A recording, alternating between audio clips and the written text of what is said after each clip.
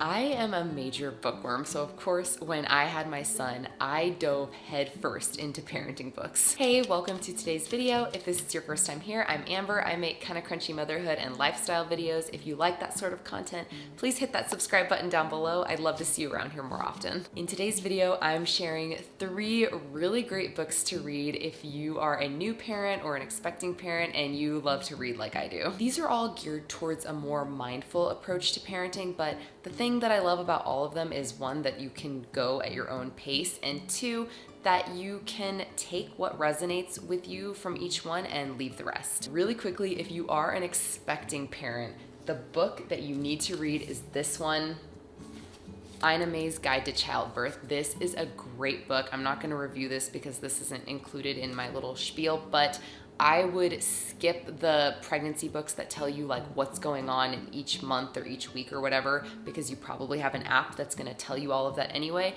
and read this one instead. It's amazing. Okay, the first book is called The Montessori Baby, and this book takes you through the first year of raising your baby, starting all the way from pregnancy. So I actually skipped that first bit because I already had my son when I started this book. This one isn't so much about parenting as it is about development, I would say, because you're not really doing much like parenting in that first year of your child's life. If you're already past year 1, they have a second book called The Montessori Toddler, just so you know. This was easy to read, it's not that long, and the sections are pretty short, which I found perfect for those late night feedings. Like I could just read a little bit at a time every single night. Obviously, this is about the Montessori approach to raising a baby, and the Montessori approach is largely about controlling your child's environment more than trying to control your child. So this book talks a lot about setting up your environment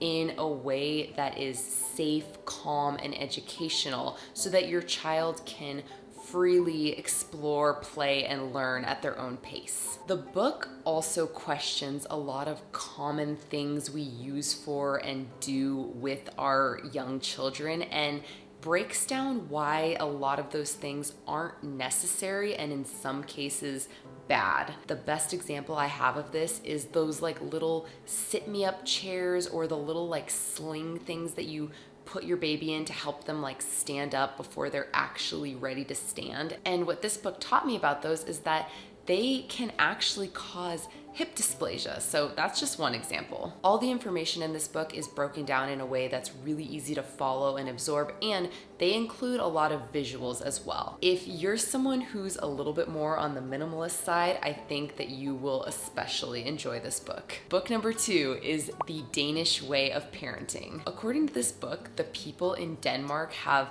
been voted the happiest people in the world almost every single year since I think 1973. And apparently the US isn't even in the top 10 countries. The book suggests that one of the secrets to the Danes' happiness is largely due to their upbringing. This book encourages you to examine what they call your default settings, which is basically the way that you react to and interact with your kids without really thinking about it. And then they give you some positive changes that you can make to some of those settings through the acronym PARENT. And PARENT stands for play, authenticity, reframing your mindset, empathy, no ultimatums, and togetherness. I did that without my notes, so I had to actually think about it. And all of this is based off of Danish parenting methods. The thing I really liked about this book is that unlike a lot of other parenting books, it doesn't just talk about how to deal with your kids when you're having a tough time with them and they're having a tough time with you.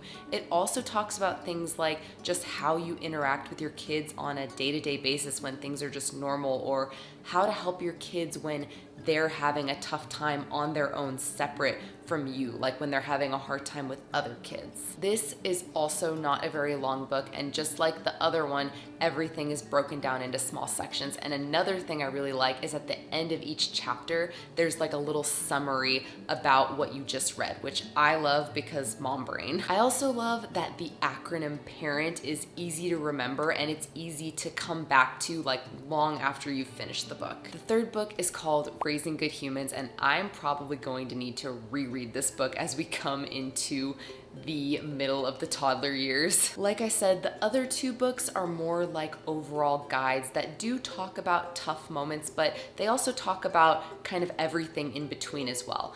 This one I feel like is more geared towards those challenging moments where like you're really frustrated with your kids. The first half of this book is kind of like a little self-help book where the author guides you through examining the things that trigger you and gives you practices that you can implement into your daily life to practice mindfulness. This book has a lot of activities sprinkled throughout it for you as the parent to complete. I honestly did not do them this time I read it. Maybe I will next time, but I think that even if that's kind of a turnoff for you, like if you feel kind of like I don't need homework as well as reading a book, the information in this book is still really good and useful because all of us at some point have these like knee-jerk reactions to our frustration where we later might regret what we do or say. So then in the second half of this book, she teaches you how to use that mindfulness practice to communicate with your kids in a calm, respectful, and healthy way in those moments where you might be tempted to like yell at them, for example. And in that second section, she has like a lot of little dialogues where she plays out common scenarios that you might run into with your kids and how you would use the kind of communication that she's teaching you. And the point of all of this is that you are fostering a better relationship with your kids as opposed to tearing it down. You're encouraging cooperation instead of resistance, and you're demonstrating the kind of communication that you want your kids to learn. I think the biggest takeaway I had from this book is to treat your kids the way that you want to be treated. Because I think a lot of us were at least occasionally disciplined in ways and therefore taught to discipline our own kids in ways that would not be considered okay from one adult to another. So why would those methods be okay for us to use on our kids who have less understanding of what's going on and way less ability to regulate their emotions? The best example I have of this would be spanking, which I would just call hitting. So those are all of the 3 books that I read and really enjoyed in that first year of my son's life. Another book that I'm going to read really soon is called How to Talk So Little Kids Will Listen. Can't really give you a review on that because I haven't read it, but I've heard really, really good things about it.